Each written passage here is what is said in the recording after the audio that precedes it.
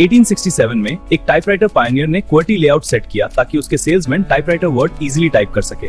ध्यान से देखिए, टॉप रो पे टाइपराइटर वर्ड्स के लेटर्स मिलेंगे।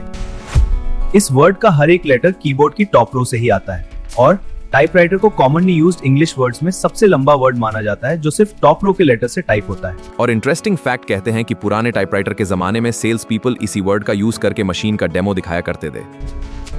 अब आपकी बारी, सिर्फ टॉप रो के लेटर्स का यूज करके एक और वर्ड सर्च करो। और क्या आप टाइपराइटर को बीट कर सकते हो? Follow brain bite 79 for interesting facts जो शायद आपके स्कूल ने कभी नहीं सिखाए।